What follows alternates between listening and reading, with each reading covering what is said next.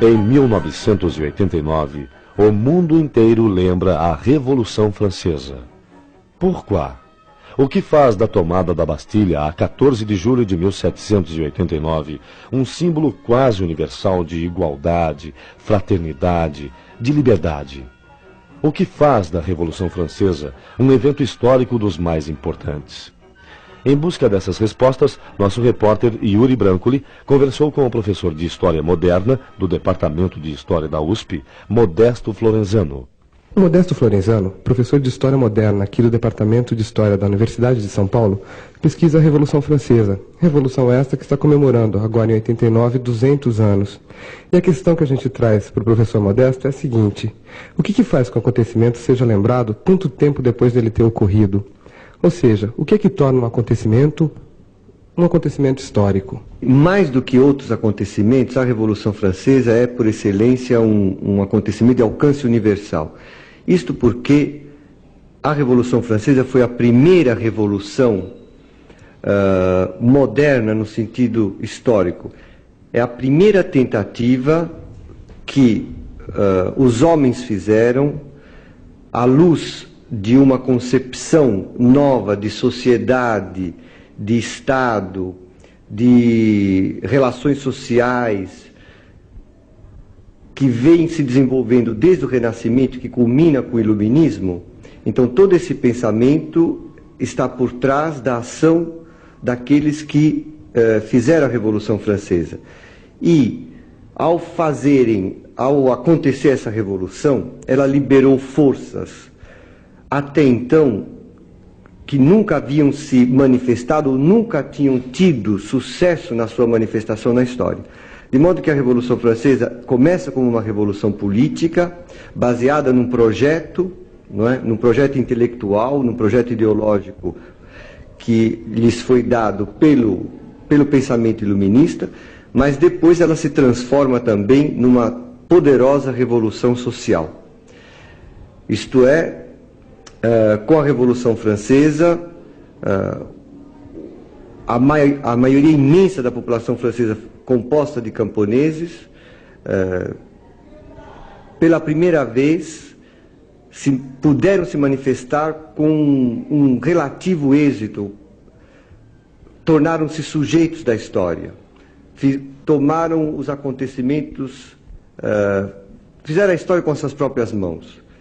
A tal ponto que, depois da Revolução, nunca mais a sociedade francesa foi a mesma. Quer dizer, a Revolução Francesa, ela marcou uma ruptura radical com o passado. Mas não foram só os camponeses que se manifestaram, que agiram na Revolução. Os trabalhadores urbanos, os trabalhadores pobres urbanos também o fizeram. Eram chamados sans-culottes. E durante pelo menos 2 anos, durante a Revolução, eles em Paris foram uma força política considerável.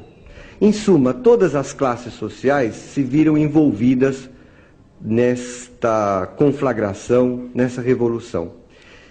E, para a França, então, essa revolução é um divisor de águas entre um antes e um depois. E para o mundo, a Revolução Francesa tornou-se um exemplo, porque a partir dela, todos os outros países na Europa e depois também na América, mais tarde na Ásia, passaram a desejar, quando entendiam realizar um processo de transformação social de uma transformação política e social de uma maneira rápida, passaram a se inspirar no exemplo da Revolução Francesa. Modesto, você usa 2 expressões quando você se refere à Revolução Francesa que me chamaram a atenção: ruptura e divisor de águas.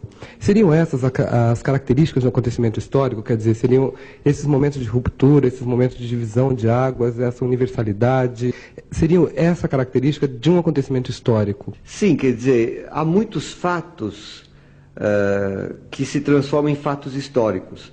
Mas, no caso da Revolução Francesa, o seu alcance é maior do que qualquer outro fato ocorrido até então, porque ele modificou radicalmente a vida das pessoas na França.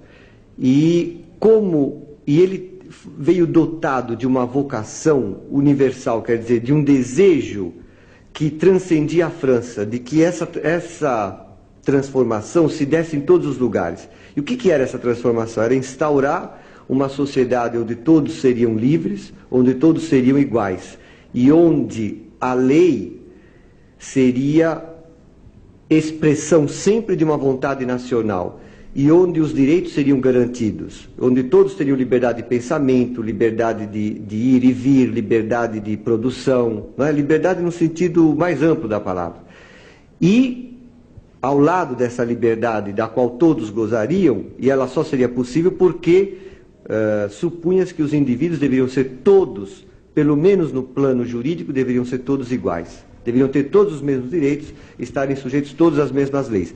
Ora, isto é uma revolução porque, justamente antes da revolução, a sociedade estava estruturada em bases em que predominava a desigualdade. A desigualdade era tida como um fato, se não natural, pelo menos era um dado da realidade. Os indivíduos eram juridicamente desiguais. E o Estado os tratava e os considerava dessa maneira desigual. Ora, o que a Revolução Francesa procurou fazer foi abolir de uma maneira rápida essas desigualdades sociais, né? Todos os entraves, o peso das instituições que se arrastava por muito tempo, e criar então uma sociedade onde todos seriam iguais e livres.